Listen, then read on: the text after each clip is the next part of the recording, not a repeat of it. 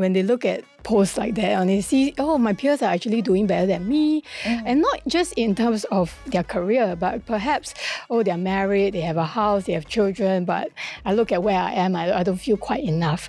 And it's always that, it's perhaps like a rat race as well to establish stability and to establish how can I live up to societal scripts? How can I do more, be more, and have more?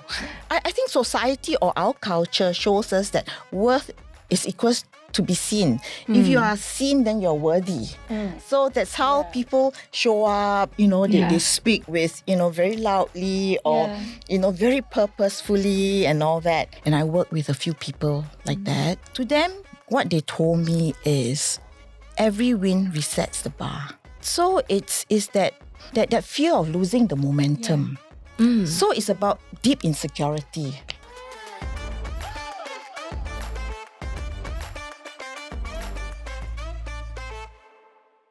Welcome back to another episode of Wise and Shine. I'm Dawn, Budget Babe, author of Take Back Control of Your Money, and I'm joined here with Alex. Hi everyone, I'm the co-host. My name is Alex Low. You can call me the Growth Connector. Why the Growth Connector? Because I connect you to the right solutions through my resources, networks, and ecosystem. And one thing about growth is that, in today's society where LinkedIn is really coming up, social media is very prominent, not a lot is being said about how people feel behind. We talk about feeling inadequate when you look at social media like Instagram, Facebook, TikTok.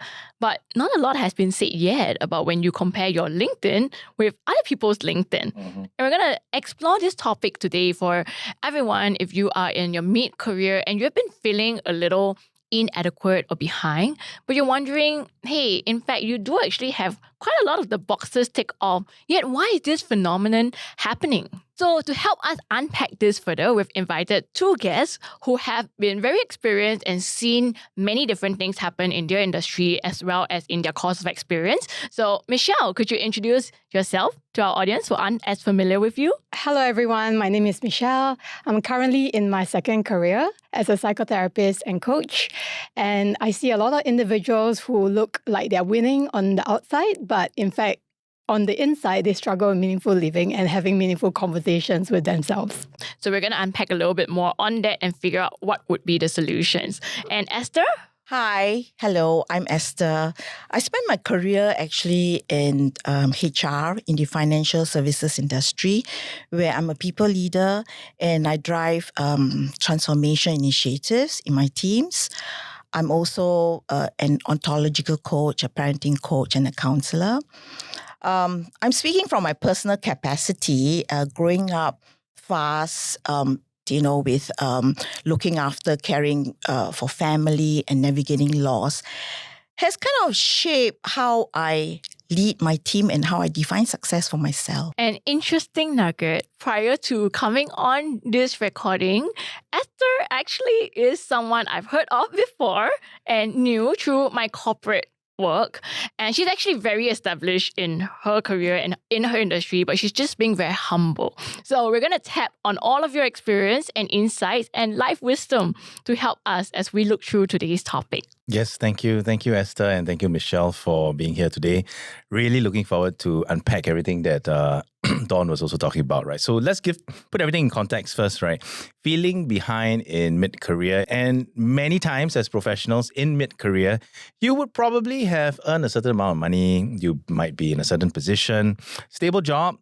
If you choose to have a family, you would already be having a family, and you might be paying off your mortgage in a house that you own, or maybe you, whatever lah, right? So you are quite settled, right? Quite accomplished Quite usually accomplished, as well. yes. But beneath those visible markers, right, of success, many, like Michelle says, are struggling, right? Struggling with restlessness or inadequacy. So maybe you're not so happy with your job, or maybe you feel like you could be doing something more with your life. There is constant comparison to peers who climb faster, staying in bigger, more luxurious properties. The constant comparisons then leave mid-professionals feeling like they're somehow left behind. So no matter how much you have achieved, no matter how much you have done, you feel like, hey, if I compare myself to this other person from school, I am not as good, right? So how do we overcome that? I think we'll talk about that today. And all of this stress is not just about working long hours. It's also about dealing with office politics, toxic work culture, and I guess it's about living life in general. Balancing. Right? So, yes, living life as well as balancing life. So let's unpack all of that. And first question will be for? Yes, our first question will be both of you. Why do you think success, especially for folks in their mid-career phase, often comes with this quiet ache of dissatisfaction? I think for many people, somehow we have been brought up in a society where we chase after certain markers, certain success metrics. When I was growing up, the success metrics that I was pegged to or that I looked up to were the 5 C's. So I kind of grew up thinking that, okay, I needed stability, I needed to chase the 5 C's. But very similarly to myself, to my peers as well, when we started to climb the corporate ladder, we realized that this wasn't really what we were looking for in life. And so I see that almost like it's happening to the current generation, the Zillennials, or even the Gen Zs as well, where they have perhaps reached a certain place in their career where they feel that I'm mildly successful, I'm leading a team, but why am I still feeling this sense of dissatisfaction, discontentment, and emptiness within? And I think it's something that we don't talk about very much as a nation, because if you look at Singapore and how we were all conditioned or brought up, it's always about striving and moving forward. But whose standards are we moving forward with? And do we prioritize our own economy of self-worth, belonging, and seeking acceptance or having acceptance from within? So actually, I fully agree with you. And just to add on, right, I mean, the people that I see, basically the dissatisfaction, like, what Michelle has already pointed out, what our priorities in the 20s, in our 20s, has kind of shifted when we grow, evolve in life, mid-career and stuff like that. And at this point, mid-career, most of the people would have met their basic needs. And so it creates an imbalance for them because the goals or priorities in their 20s will no longer resonate with them now. And so it creates that dissatisfaction in them because they have become a different person as they move along in life. But yet I feel that this dissatisfaction, right, it could be like a start of a new chapter. How much of that do you both think is internal versus external? Because, for instance, you talk about how our own internal yardsticks and goals may have shifted and are no longer as resonant in our later ages versus in our 20s. But yet, at the same time, this is also met with the emerging visibility of social media. Like in the past, I would compare myself to the colleagues and people that I would meet through work. But today, I can see someone from a completely different industry or a different country even, and I look at their LinkedIn and I'm like, wow, now I feel inadequate. So how does these two factors come in the equation from what you are seeing on the ground? I think as human beings, we're always comparing. Like even on LinkedIn, right, there's a lot about like humble bragging, like, oh, I'm so humbled and it's such an honor to be at this event. But the human brain is actually, it's still polite signaling.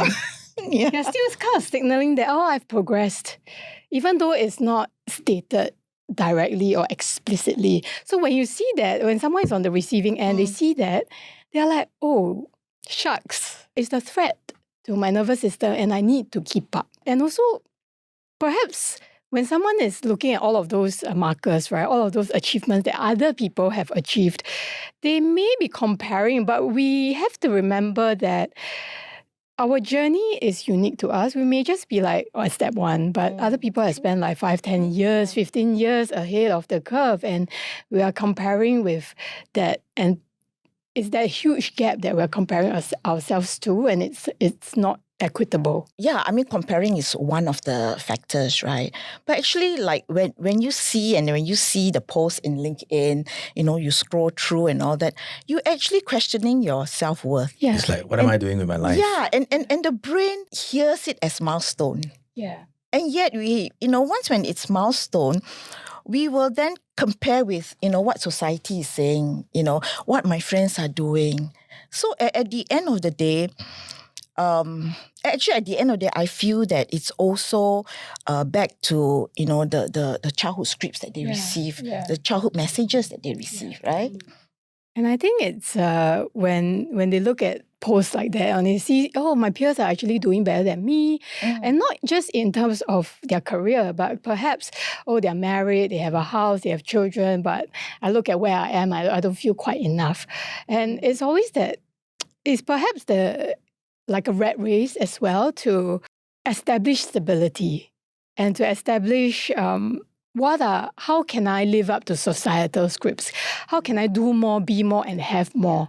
But it's quite a toxic if we don't have the self-awareness to kind of peel back the layers and be grounded and understand that we must not tie our self-worth and validation to the external metrics of success. Right? Yeah. So I'm very curious because, you come from an industry where it's high power, high status, right? And it's sometimes people are maybe judged or perceived by the brands that they carry and what they wear. So it's also that sense of signaling. Even I heard sometimes it's, I need to drink Starbucks because it's $6, $7 versus kopi O kosong signals that I cannot afford. Yeah, I heard it from a banker. Yeah, I've heard those stories too. So I'm like, oh wow. No wonder I'm always drinking kopi O kosong. I guess in the industry, yes, but in the business is different. HR and maybe the private bankers, right? So I guess it's who's watching. I think society or our culture shows us that worth is equals to be seen. If you are seen, then you're worthy. So that's how people show up, they speak with, very loudly or, very purposefully and all that. So that concept of conditional worth, right? Yeah, it's tied to how much I earn, what do I wear on myself. Title. Yeah, and my title, It's job like identity. a badge of value, right? Your job, your title, yeah.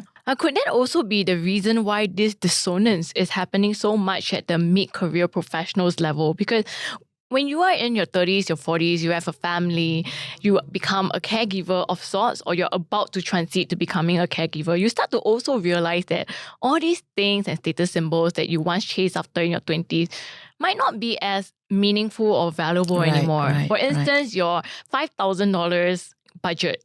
In the past, when you're on your own, very easy to justify spending that on a branded bag for that visibility. But when you have your caregiver duties to think about, that $5,000 could actually pay for 2 months of medicine, medical treatment, helper, right? So you start to be a bit more conscious. And then you see your peers who are not at that level or who do not have that family circumstance spend on that branded, and you're now questioning that this. Do you think that is part of the dissonance that is happening today? Yeah, I personally resonate with that, Dawn, because when I see very, very early on when my kids were still on diapers, right, I will convert everything to, how much is that in how many packets of diapers?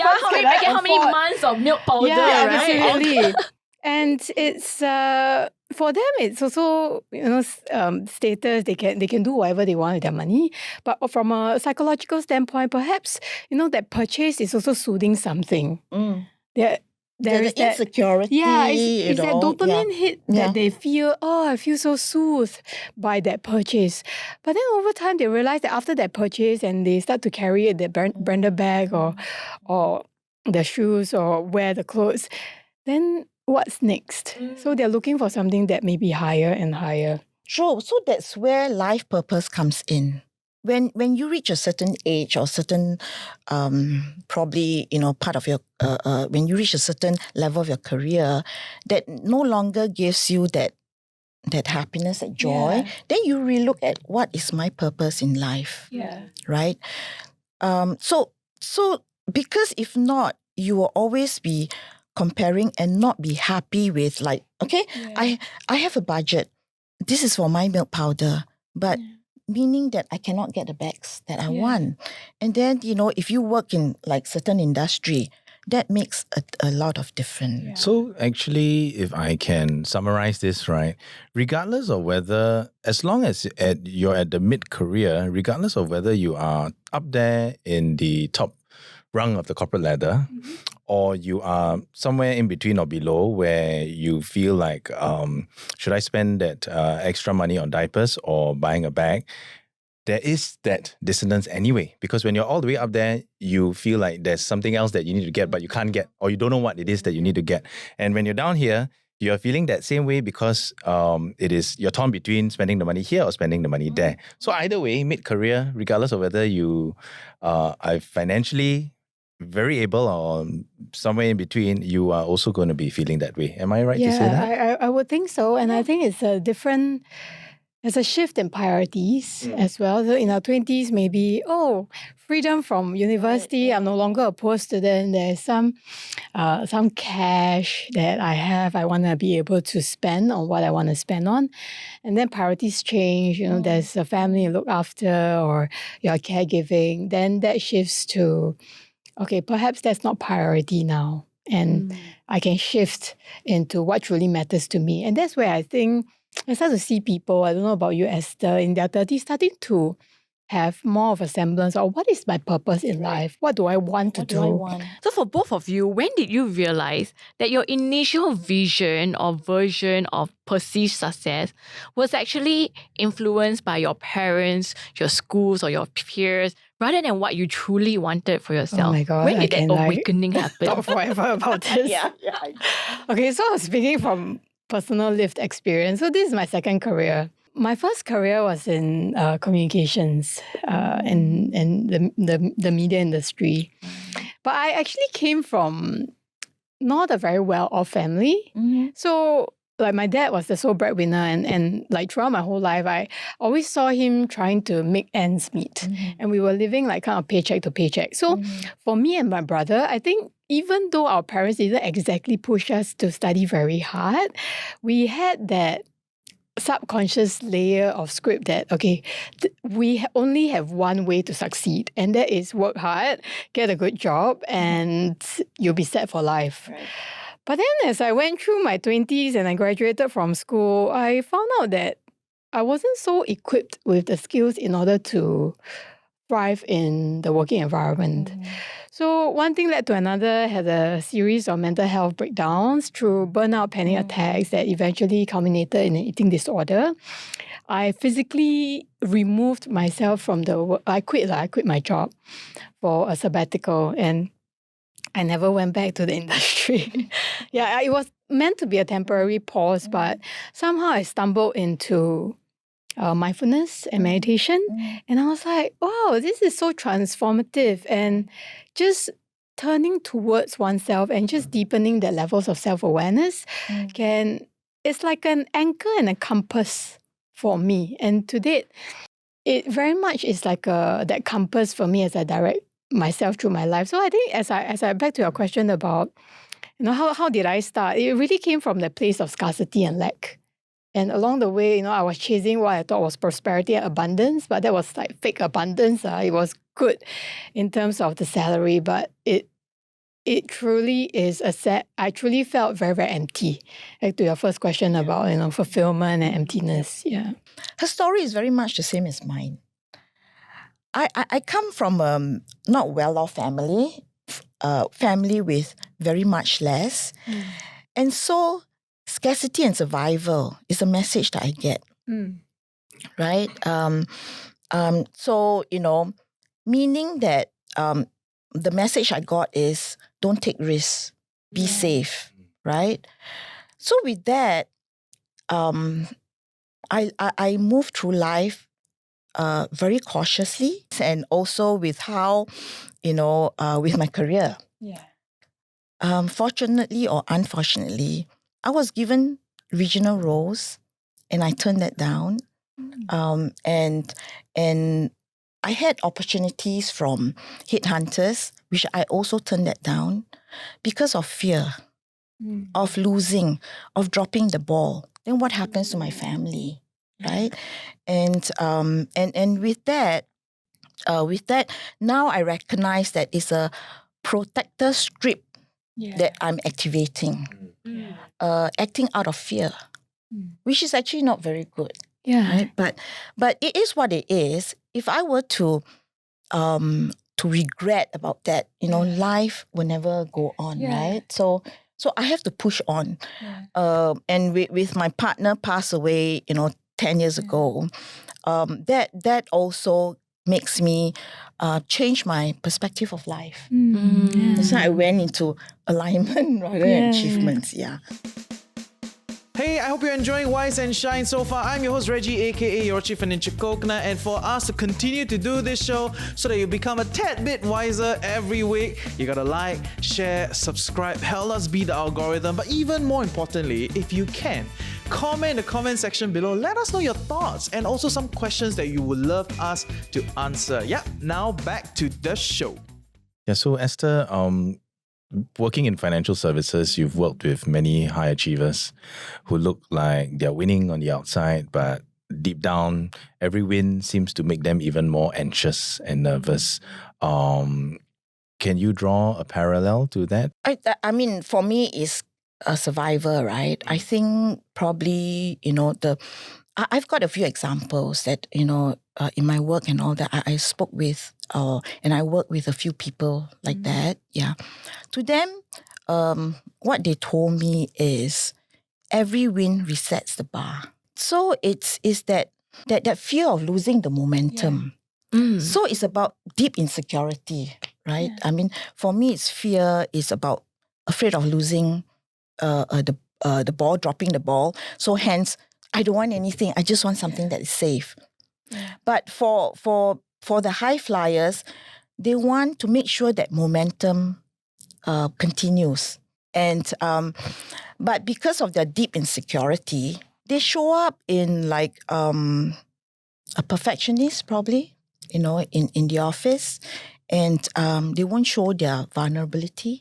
And so winning, but I would say that, after speaking with them, winning doesn't feel safe. It feels like a borrowed time, until the next milestone, the next achievements. So it never stops there. Yeah, it never stops. That's very tiring to live with. Exactly. Yeah, exactly. And someone was telling me about a book that they read, that we are an anxious generation. Yeah. Not sure whether that's something you've come across, right?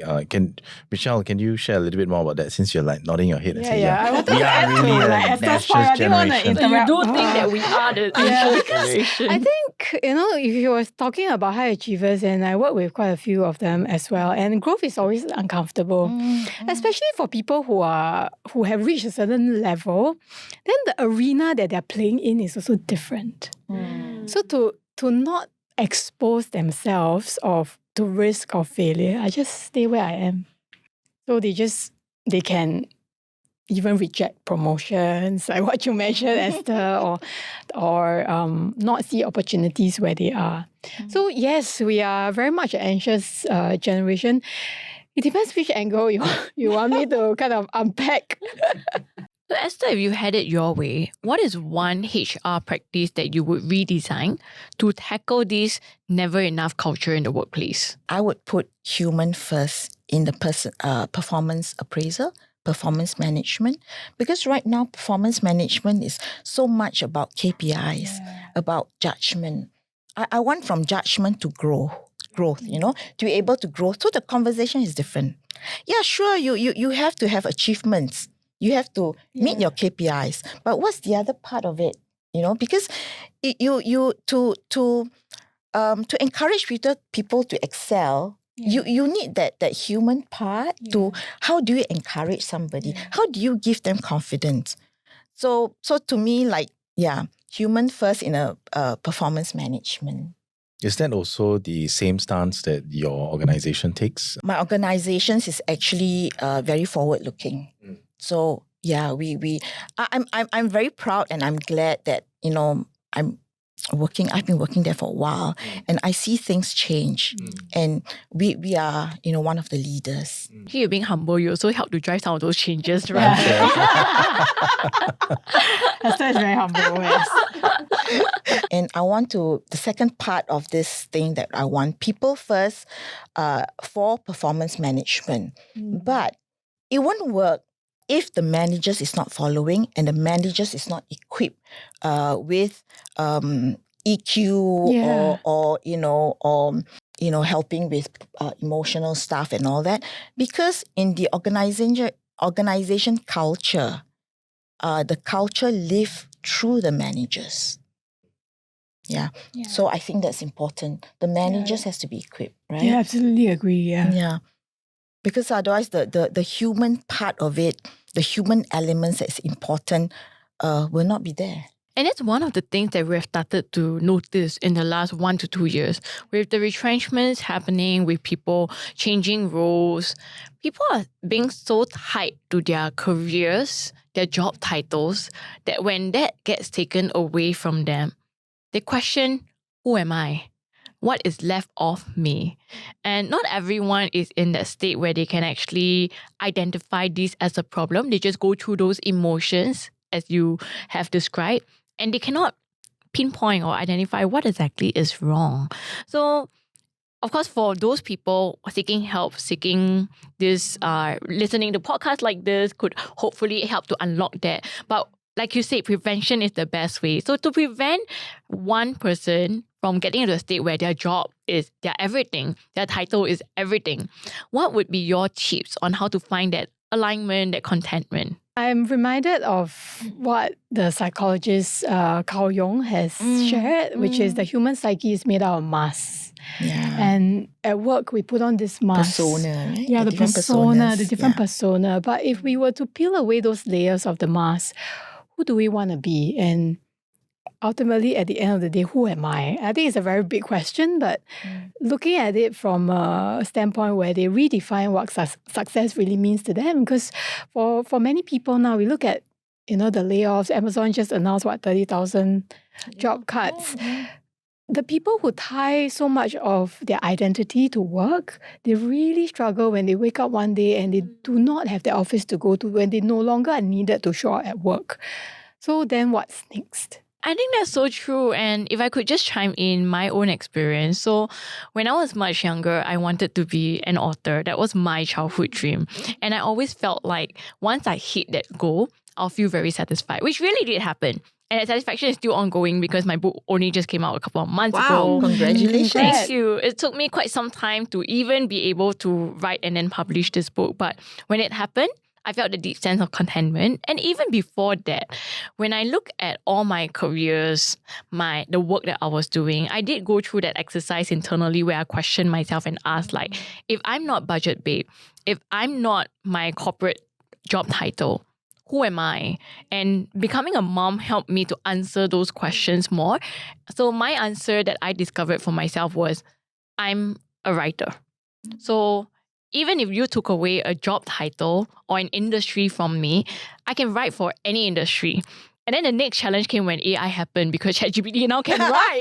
Yeah. So then I had to go through the same reflection exercise, and then I realized it's my voice, it's my insight, and it's everything coming together that ChatGPT cannot produce. So I am still fundamentally a writer, but I'm a very different writer from what ChatGPT is. But I had to go through that journey, and not everyone actually goes through that journey or realizes that they need to. What would be your advice for people to actually, recognize this and be aware so they don't fall into that trap of, it's too late. I'm now feeling this sense of emptiness because my job just got made redundant. No, but I think what you said is really great because without the changes that happened along the way, you would not have reshaped and gained greater clarity of who you are as a person. But I did it before the change came to me. But you did it already. But as the changes came along, you had greater clarity to reshape. But if you didn't have that clarity from the beginning, then of course it's a bit of a challenge. Correct. Right? Which is the question here, right? So like Esther, for example, in your workforce, I'm very sure you have seen a lot of mid-career high performers, and not everyone may have this clarity. What would be something that you guys would say to them so that they can hopefully solve this before that title gets taken away? Then it's like, oh my gosh, it's a race to the bottom. Oh no, that sounds bleak. Because we've seen those stories happen, right, on Reddit and on forums. People are saying that, I don't know what I do anymore. I've always been my job title. And when they introduce, I'm like, this is my job title. Now they go for networking and they don't know how to introduce themselves anymore. Yeah. So actually that reminds me of a story from, actually this is very recent. One of my friends got retrenched, and then it's very quickly, after 2 to 3 weeks, very quickly, he went into depression, not a deep depression, just, shallow, on surface depression, because he told me that suddenly I don't know who I am when I wake up. And that scares him. Because people tie, their worth to the title, right? So that scares him. So I would say that, actually I want to say that it's back to awareness. And awareness meaning that, people have to be equipped with not only about job. You have to be equipped with various activities, in order to expand your knowledge. The observer in you have to expand so that, your action will change and things like that, right? So, but if you don't, and you are rigid about it, then it's very difficult. Sounds like the advice is to have a life outside of just work. Yes. Exactly, but I want really to say that people cannot be rigid. Yeah. They have to have that resilience and they have to be agile. And I think it's also safe to say that we are all anxious. It's just a matter of in varying degrees and different thresholds that we each have. It's just a matter of what have we equipped ourselves with or need to equip ourselves with, such that we can manage that anxiety, right? Exactly. And one last question from us, right? If on this whole topic of purpose as well. So if no one could see your job title or even your pay slip, what would still make you proud of yourself? What matters most to me is when people feel that they feel seen, they feel safe, and grow along the way. Because what I want is to wake up and with a calm purpose to basically have that fulfill that purpose in life meaningfully without losing myself in the process. Maya Angelou, a renowned author, said, people will forget what you said and people will forget what you did, but people will never forget how you made them feel. I think that's the legacy I like and I care for. Beautiful quote. Michelle? I think for me, it's very much actually along the same lines. I swear we didn't align our answers. I think for me, it's without my job title, I would still want to be on this journey of helping to walk each other home as human beings, however you define that statement. Ultimately, as human beings, we have two finite points. And at the start and at the end of life. And it's that in between that truly defines who we are as people. And I don't think I've read a study where they've interviewed people at the end of life and none of them have talked about, it was my job that I really want to spend time in. And it was all about family and contribution and being of service and having meaning in their life. And I thought that was just beautiful. So for me, it's helping others to walk themselves back home. Yeah. I want to chime in because I've thought of that question for myself before. And I realized that in my 20s, I used to think that getting achievements was the solution, the key to my happiness. And then when I reflected, I realized that all the moments in my work or my life that made me the happiest was when I realized a person's life was actually changed because of me. So the first ones, for example, was when I was a student and I taught general paper tuition to kids. And then when they got like an A or a B and they got to university or they clinched their scholarship, and that was the last thing that helped them to get it through, that was the satisfaction I felt. It wasn't like you got A, but it was the fact that this helped you to get that scholarship or that uni position. And then later on, in my work, one of the most memorable cases I still recall up to today was this general manager who almost did not get his employment pass renewed.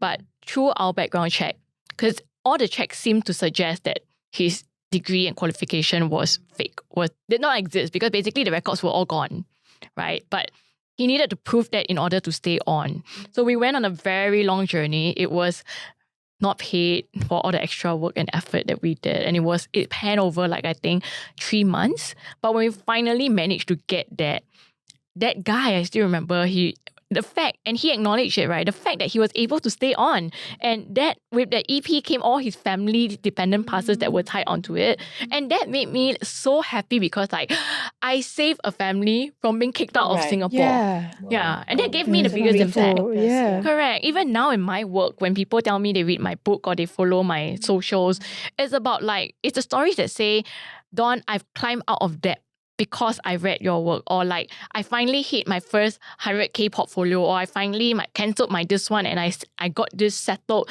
And that is where I'm like, even if that was a free service, I feel that satisfaction is beyond anything that a job title or a paid gig could give me. Yeah, and I've been looking at your Instagram as well. I'm very fascinated with the whole like money psychology bit. And I feel like it's also very similar to, it's like same but different.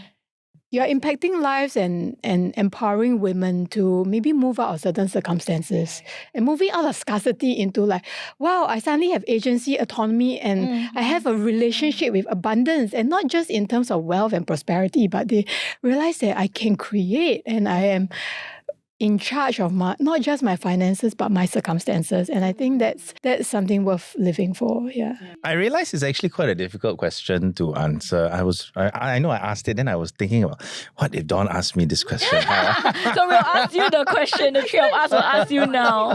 Your questions require a lot of deep thinking. Exactly. Yeah, I was like, wow, okay, first time like a producer sent me this kind of thoughtful question. But it's great, right? Thanks, Cheryl. So we will end this episode with this question.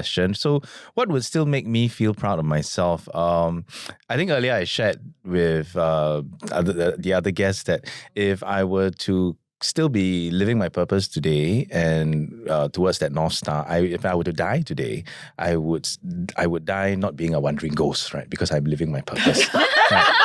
Luckily not 7 months. Yeah, that's why I said as well. Lucky it's not 7 months. But anyway, I trace this back to my teacher days. So I used to teach PE for 8 years in a MOE school. And when I left teaching to do many other things, I've got a very non-linear career. Many people would always ask me, hey, do you miss teaching?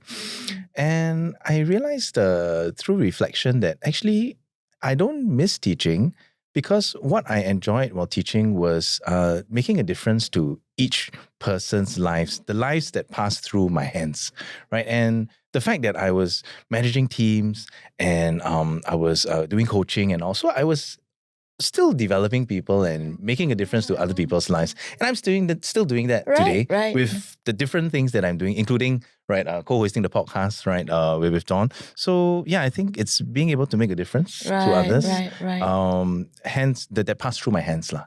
So they can't take the teacher, the coach out of you. Yeah. Even though your titles change along the way, you will always still fundamentally a coach. So actually, it sounds like we're a team. Yeah. With with fundamentally that kind of same purpose. The heart of the teacher. Yeah. We hope you guys have found this episode useful. I think it's a very real concern. And if you have tuned in to some of recent Wise and Shine's episode, you know that the things we're talking about, even though it's not the nicest to admit, it's not something that people readily acknowledge. But the truth is, you've heard this and you've seen this on forums, that people lose that sense of self-worth and start questioning when their jobs get taken away from them, when they send hundreds of applications and they don't even get called for an interview. But whether you're a fresh grad or mid-career professional, this should not have to define who you are as a person. And at the very bottom of all of these titles and everything else lies someone with purpose, with value, and sometimes discovering that could then be the key to unlocking the next opportunity, or like Michelle put it, your second career. So I hope you have found this useful. Please like and share it with everyone you feel who needs to hear this message. And we'll see you in the next episode of Wise and Shine. But before that, if you're not already following us on www.thefinancialcoconut.com, please head on there and leave your email address so that when new episodes are launched, you will know about it. Thank you, Michelle and Esther, for joining us on this episode. Yes. We know it's a hard one. We ask you really hard questions. Thank you. Thank you for sharing with us and our audience. Thanks for having us. Thanks for having We'll so see you much, guys yeah. in the next episode of Wise and Shine. Bye!